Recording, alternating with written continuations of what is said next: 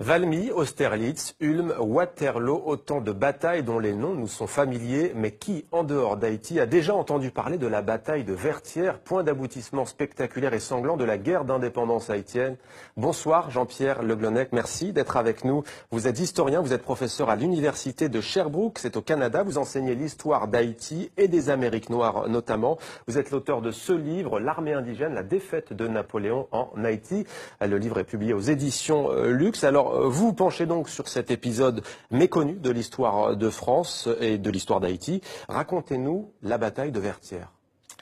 La tâche est impossible. L'histoire de la bataille a été racontée par le plus grand historien haïtien du XIXe siècle, Thomas Madiou, à la façon romantique, à la façon Michelet. Et Madiou a alors tout dit. Je ne suis pas sûr qu'il s'est appuyé sur des sources, mais il a tout dit. Finalement, le 18 novembre 1803, c'est vraiment l'acte final de la guerre d'indépendance. Et la bataille, la toute dernière bataille, dure environ 11 heures. Elle commence vers 6 heures du matin. Elle se termine à 5 heures par un orage providentiel. On peut imaginer que cet orage est un signe des dieux vaudous peut-être, qui accompagnent et qui chevauchent les héros de l'armée que l'on appelle l'armée indigène. L'armée de libération haïtienne est dirigée par le général Jean-Jacques Dessalines, et on l'appelle donc armée indigène ou armée des Incas, ça dépend des expressions.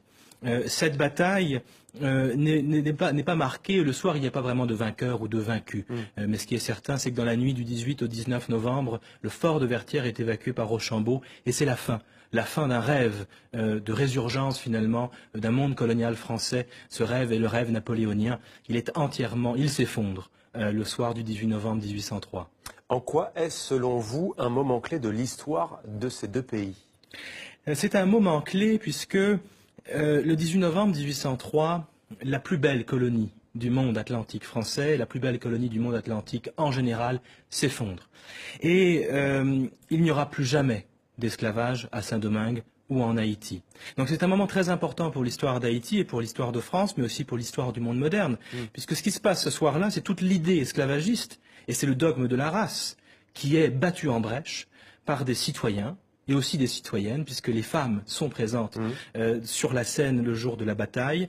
L'idée de race, l'idée d'esclavage racial est battue en brèche, et à la place, ce qui triomphe le 18 novembre 1803, c'est le droit à la vie, le droit à la liberté, et le droit à la citoyenneté. Il s'inspire en fait des idéaux de la Révolution française. Alors qui s'inspire de qui? On pourrait dire l'inverse. On pourrait dire finalement que les Français se sont peut-être aussi inspirés de la lutte des esclaves de Saint-Domingue, qui se révoltent à partir de 1791 et qui obtiennent leur liberté. Ils n'attendent pas qu'on leur donne la liberté. L'esclavage est aboli, certes, en 1794 en France, mais il est aboli parce que les esclaves eux-mêmes, à Saint-Domingue, sont allés chercher leur liberté au terme d'une résistance héroïque. Qu'est-ce qui va découler de cette page de l'histoire? Quelles sont les conséquences concrètement? Alors, j'ai envie d'insister ici sur les conséquences d'ordre mémoriel. La conséquence principale en France, c'est que la bataille de Vertières n'existe pas. Le mot Vertières est un mot qui n'existe pas dans l'histoire et la mémoire française, et j'encourage tous ceux qui nous regardent à ouvrir leur dictionnaire des noms propres et à chercher le mot Vertières. Vertières n'existe pas. Cette défaite a été occultée, elle a été effacée. Elle est scandaleuse. Elle est scandaleuse parce que finalement la plus puissante armée française, la plus puissante armée du moment est défaite par une troupe d'anciens esclaves qui ne doivent pas être citoyens selon les généraux français, selon Napoléon. Vous parlez aussi dans votre livre de l'élite au pouvoir en Haïti qui, elle aussi, a voulu quelque part masquer cet épisode de l'histoire. Expliquez-nous. Alors c'est une longue histoire, mais dans les faits, en effet, la bataille de Vertières n'est pas commémorée en Haïti avant les années 1930 environ. Ce qui se passe au XIXe siècle, c'est qu'il y a une lutte de pouvoir entre les différents chefs d'État haïtiens qui cherchent d'abord à cultiver leur propre culte.